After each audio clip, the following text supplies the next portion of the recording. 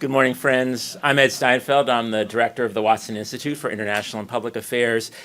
It's honestly my total delight to welcome you all here today. I'm so excited about this symposium today, tomorrow. I mean, I was excited before when I saw everything on paper, but seeing all of you here and just the range and quality of scholarship in this room, it's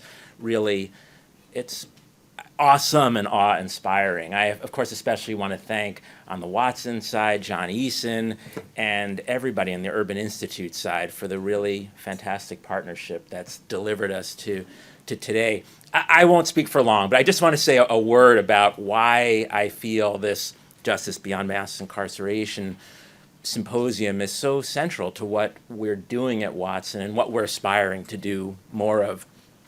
The Watson Institute is poised to become Brown's first school for international and public affairs. That will likely happen officially about a year from now. But I mention that because the kinds of issues that you're talking about today, that you're educating us about today, this incredibly complicated and important intersection of issues surrounding the political economy of prison building, the political economy of the end of the prison industry, the political economy and the deep social justice issues surrounding the way citizens and communities, particularly marginalized communities, are on the receiving end of punishment. Those kinds of issues are central to our mission at Watson. And the way that you all go about studying these issues, deep empirical work, incredibly important conceptual framing, all linked to very real-world issues and very contemporary issues that impact people deeply, not just in the United States, but comparatively across many places. This is what we do and what we aspire to doing more of. There are two aspects of the symposium that I really want to emphasize, again, in kind of an aspirational sense for what we're doing here at Brown. The first has to do with the linking and the deep linkage, the inextricable link between fundamental, empirical, path-breaking empirical research, involvement of not just faculty, but students in that research, and then the delivery of that research in the classroom in a curricular sense. In addition, the delivery of those research findings beyond just the curriculum to the communities and individuals that are affected by the phenomenon that you're all working on. To me, that's central to our mission.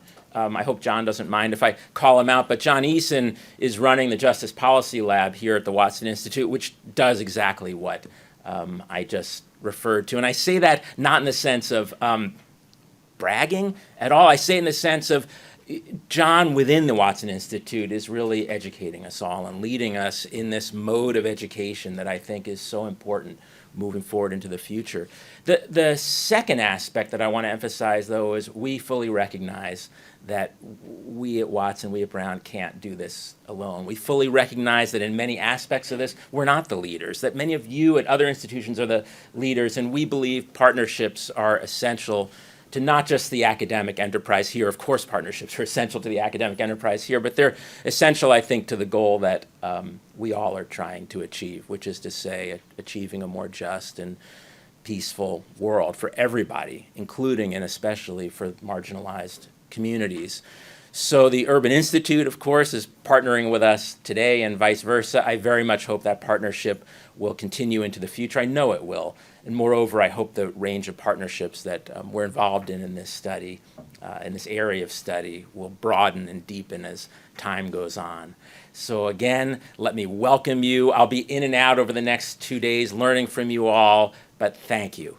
And with that, let me turn it over to John Eason. John.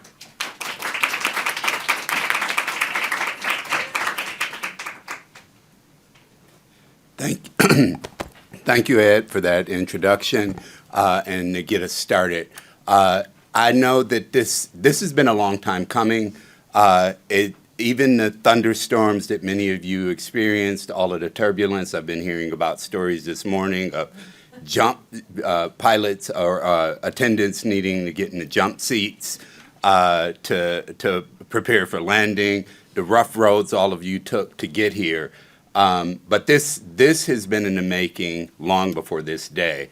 And I wanted to give you all a little bit of the genealogy of how this came about, and more importantly, why and where we're going. So this came about after some discussions with other colleagues we were around newly tenured colleagues. We were discussing our own path and how we found the hidden curriculum of being a social scientist. And it was in part through smaller symposiums, because big conferences, and we all come from different disciplines, which I think is a real strength in this room right now.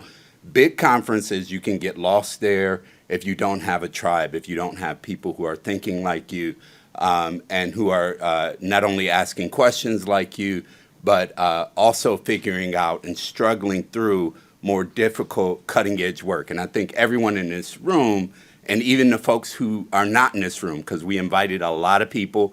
Last time I checked, there were over 500 people registered for this event online. There are people who we wanted in person as well. We're hoping this isn't the first and only. We're hoping this is the first of many events like this. But these smaller events, and this began for some of us as far back as 2006 with the Probing the Penal State Conference at Berkeley. There were a number of heavy hitter, big name scholars there who had brought in graduate students like me and undergraduates like Ashley Rubin. We just figured out that's where we first met each other, right? So since then, I've been involved with other smaller symposiums like the Penal Boundaries Conference at at Toronto, University of Toronto. And these opportunities allow you not only to present your work, but the more important parts of these smaller symposiums are the informal dinners and water cooler and coffee conversations, and the ability to meet people you never would have met before. Mona Lynch, who I hope is watching, I met her at one of these conferences. She's on my book jacket, right? So those are sort of the informal things that you can get at these events.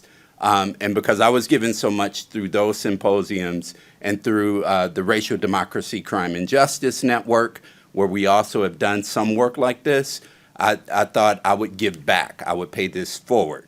And I think that there's also a need to have alternative voices, especially if we're not going to do standard social science work. There's a lot of people in here doing great theoretical and empirical work, but in many ways, because we're on the cutting edge, many of us are on the cutting edge, we're studying things that may be seen as research or as normative, right? Because we use the gift of proximity, as Reuben Miller talks about. Many of us use our own personal stories and backgrounds to inform our research questions, and we don't all use big data sets, right? We often are interviewing people and doing careful ethnographic work.